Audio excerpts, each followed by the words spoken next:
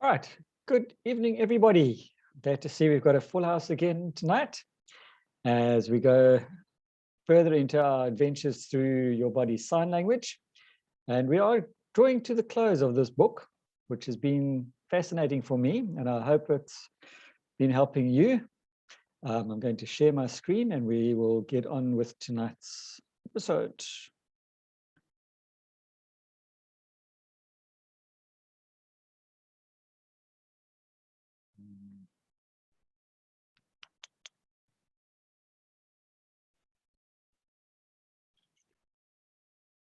I hate it when it does this.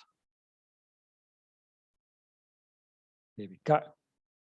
Shrink all of these guys down in here.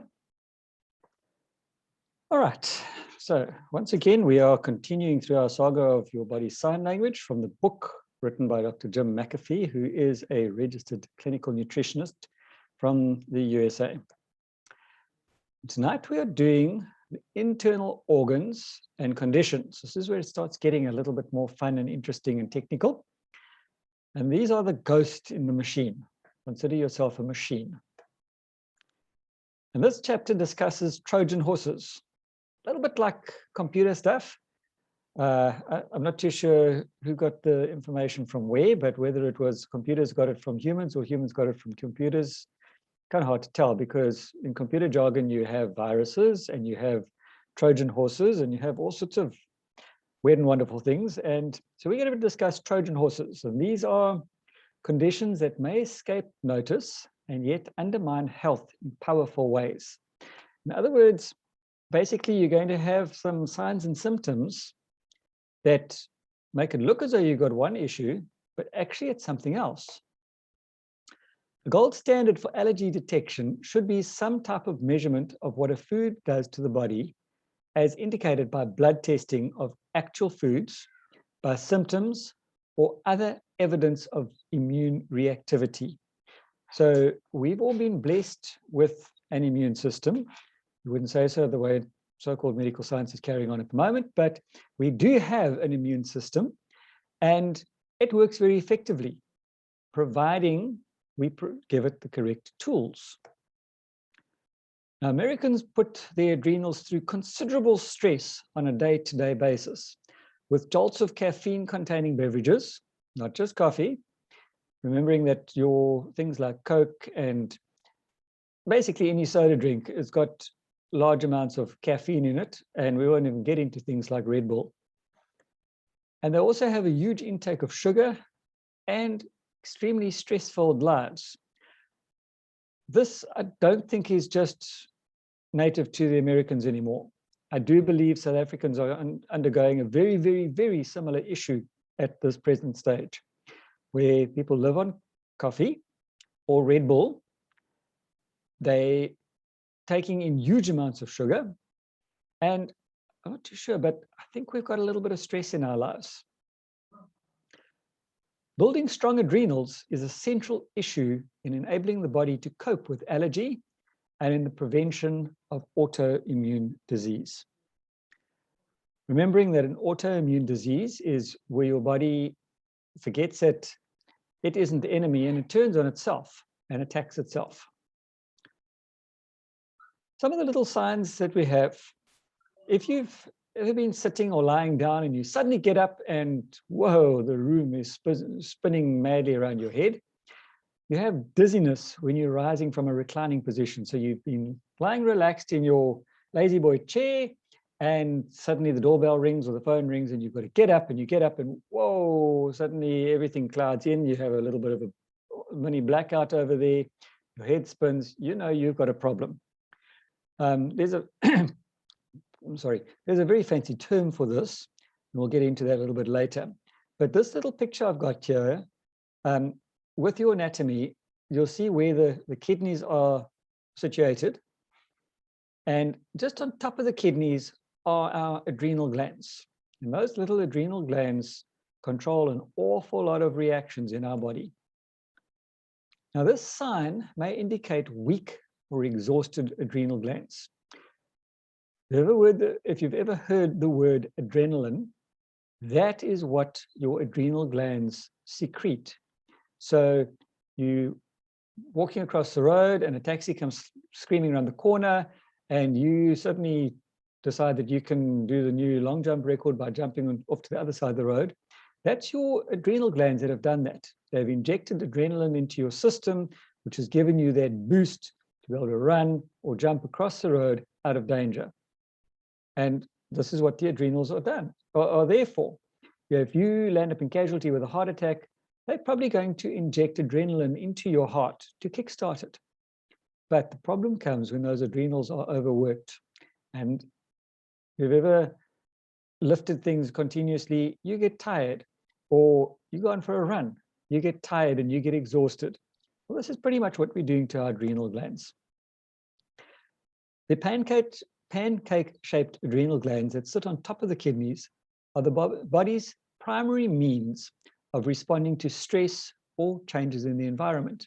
So it goes from extreme hot to extreme cold. That's a change in environment. Your adrenals are going to be doing work. As I said, you have a shock, your adrenals are working overtime. And continual stress puts your adrenal glands under severe stress as well. Now, stress may be physical or emotional. Could be temperature changes, arguments, illness, divorce, a horror movie, a roller coaster ride, or in my case, jumping off a bridge or stepping off a crane. It's quite fun, actually. Eating a sugar-sweetened food or drinking a caffeinated beverage. Those are all things that stress the body and stress the adrenals. Now, poor diet contributes to adrenal exhaustion as readily as emotional stress. And you might agree with me or you might not, but I think over the past 18 months, heading on towards 2 years now, the world has been under extreme emotional stress because we have so much fear-mongering happening around that it puts people under stress. And this is causing a lot more illnesses than what it actually should be doing. All these lifestyle habits stimulate the adrenal glands. Is it any wonder our adrenals are taking major strain at the moment? Unfortunately, overstimulated glands become exhausted, just like overstimulated bodies. Now, dizziness or lightheadedness when rising suddenly from a reclining position is known as postural hypotension or orthostatic hypotension. Told you there were some big fancy words, and is an excellent indicator of low adrenal function. Who would have thought that? You always thought it was just your blood pressure that was a bit low. It's actually your adrenal glands that are taking strain. Some of the factors that affect the adrenals, that includes things like fear, allergies, drugs, wound healing, think surgery, diet, which includes things like coffee with caffeine, lack of good food. So it's not only the things that we add, it's the things that we don't add, white flour products, sugar, toxins, poor eating habits, things like smoking, lack of or excessive exercise. You can have both extremes. Overexertion, lack of relaxation. Often you have people saying, oh, I only slept 2 hours last night. Or I slept like a baby. And you do know what the definition of sleeping like a baby is, don't you? It's waking up every 2 hours crying. Psychological stress, unwanted unemployment. Think of all the businesses that have suddenly closed, lockdown, and whoops, you can't open your doors anymore because there's no more business and there's no more money. Leads to a lot of stress. So those are just some of the things that are causing stress.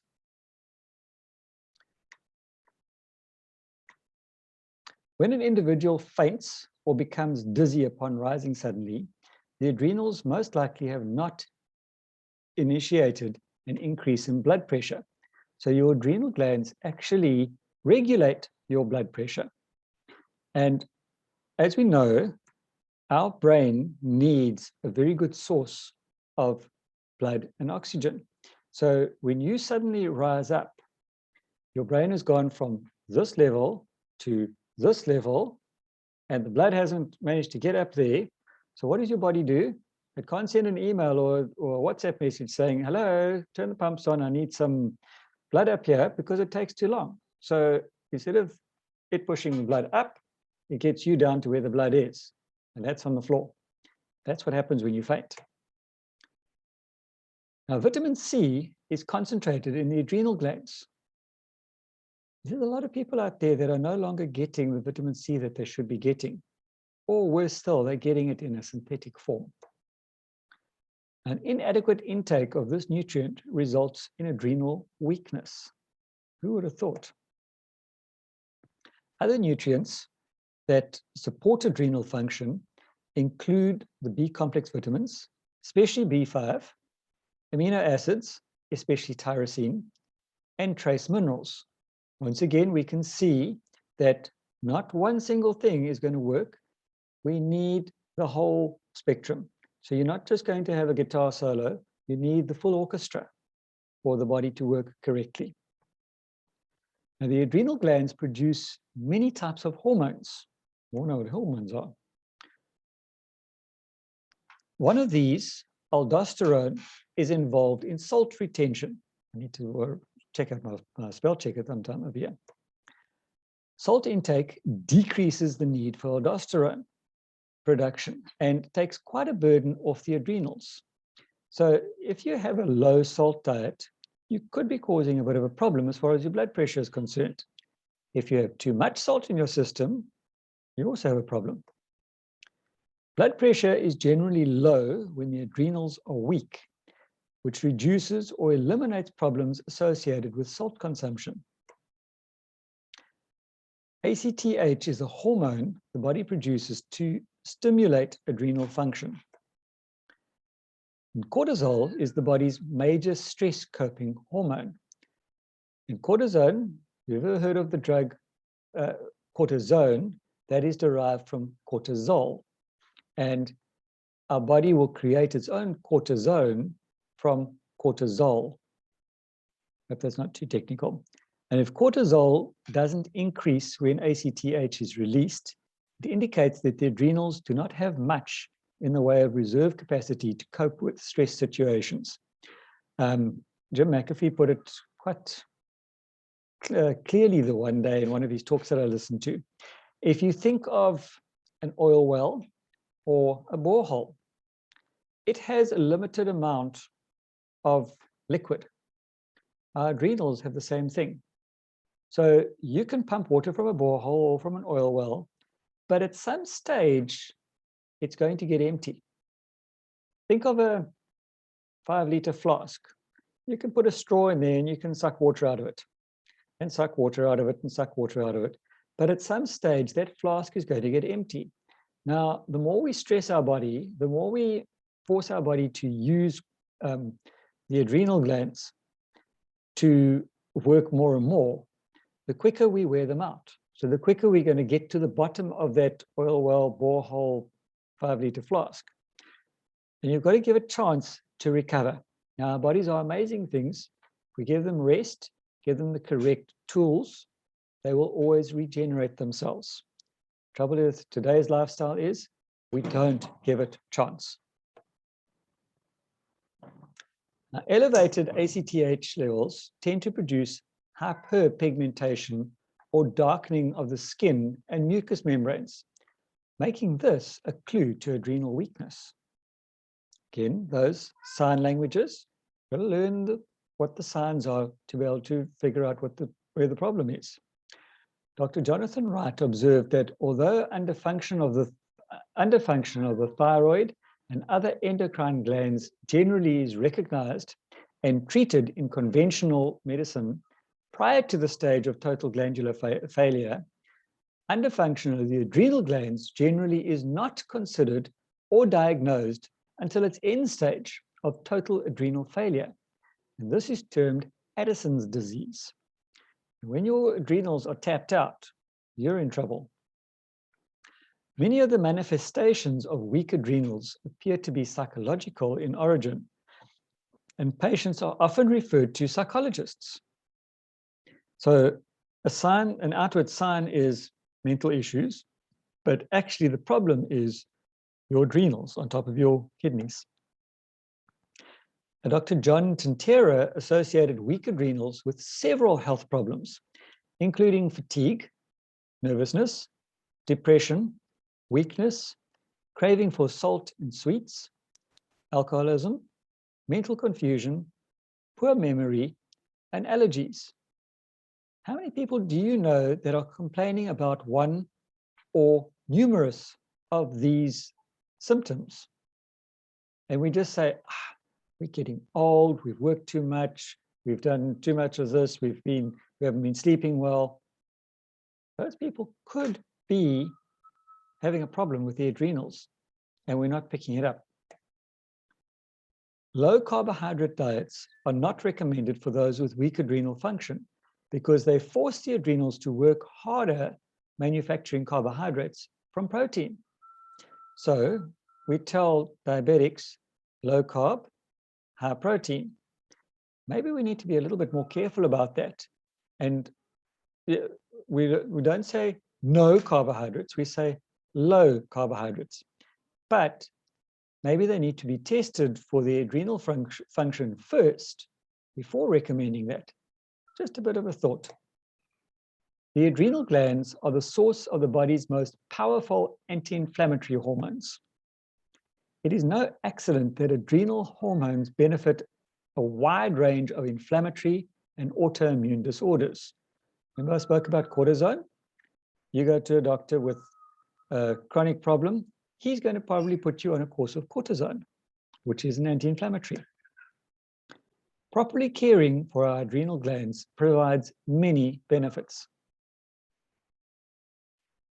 Some of the adrenal fatigue diet is we need more whole grains, legumes, and whole fruits. We need lean proteins, and we need healthy fats. Does this little diagram ring a bell as to where we see all of these things?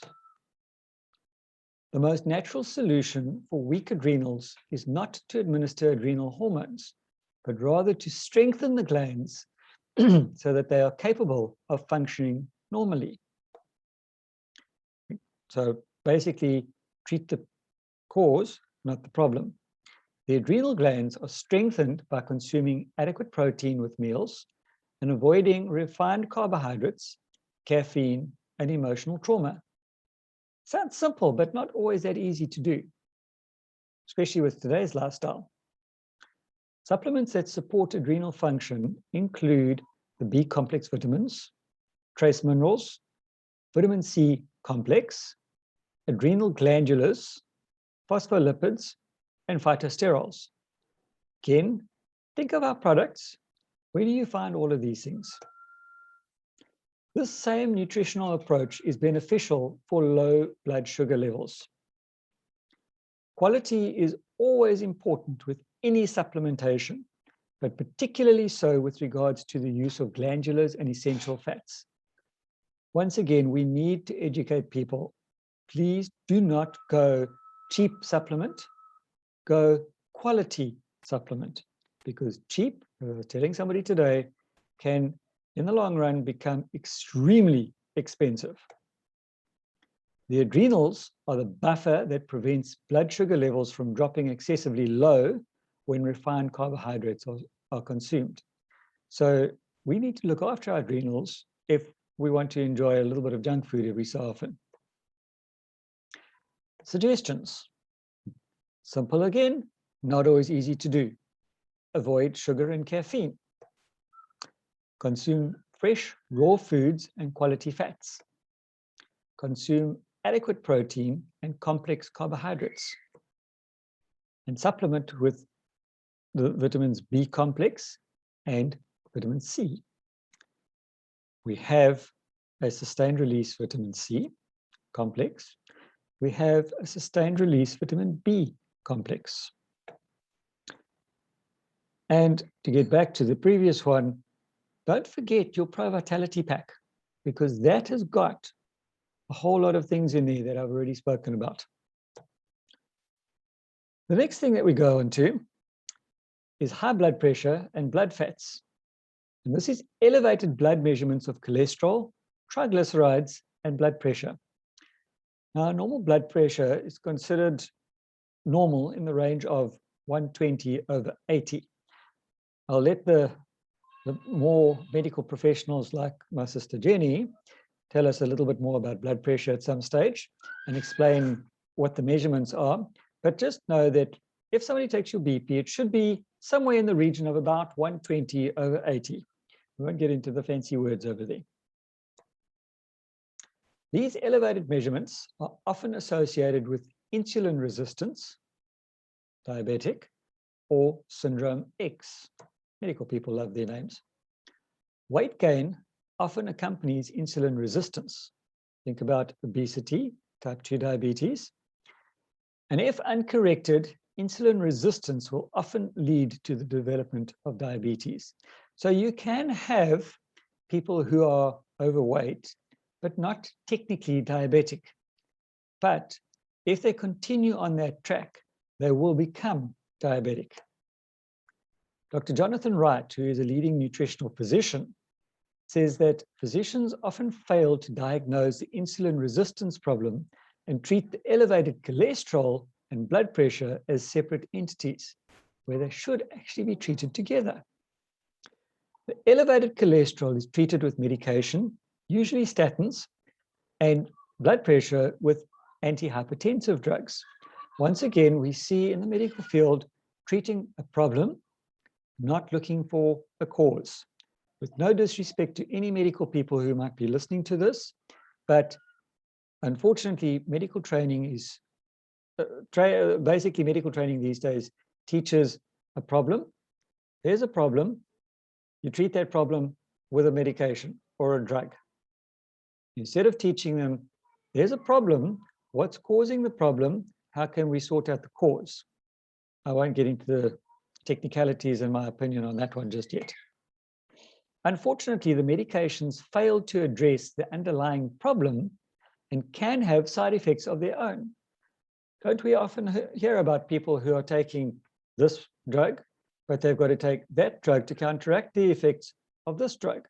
And then they've got to take another drug to counteract the effects of that drug and that drug. And it becomes a whole big knock-on effect.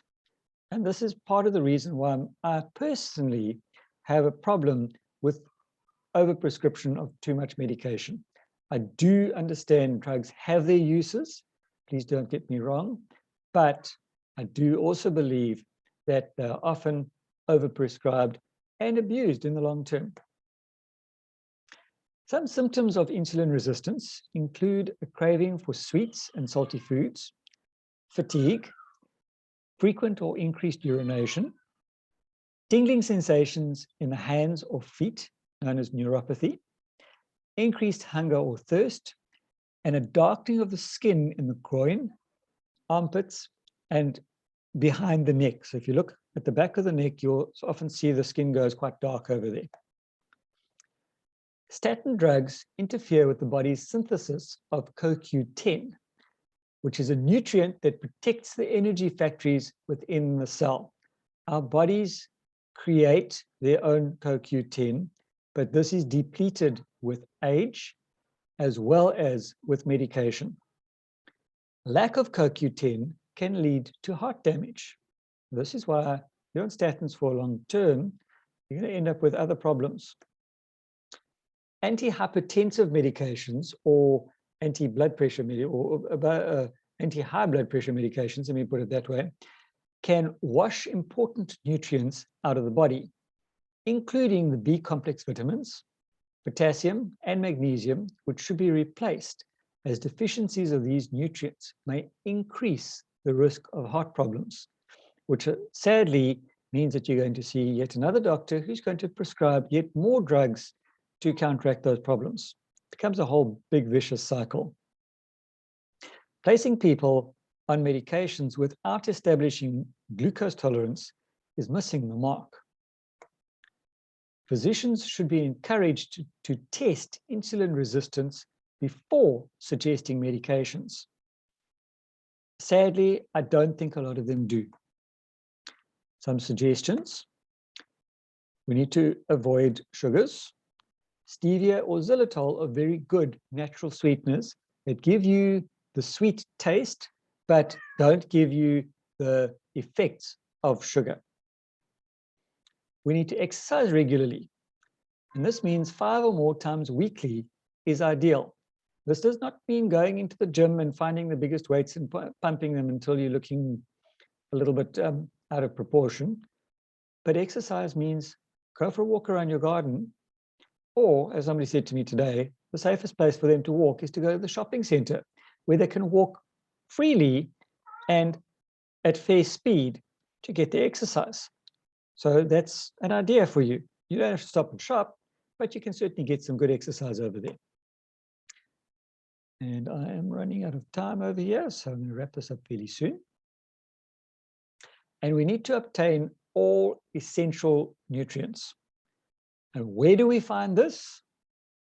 Once again, Neolife SAB has put together a pack for us that contains a little bit of everything. And this is why I will always tell you the breakfast pack should be the basis for any nutritional program, because we are getting our whole grains, which includes the lipids and sterols. We are getting our good fats in the form of omega-3. We are getting our antioxidants or immune booster in the form of your carotenoid complex. You're getting your vitamins and your minerals in the form of the multi. And what you're not getting from there, you're getting a little bit more from the shake. But in the shake, you're also getting a complete balanced protein. And that is why the breakfast pack is so important as a basis for absolutely all programs. You start with the breakfast pack and then add on later. Remembering, supplements are in conjunction too. So key number 1, eat a balanced diet.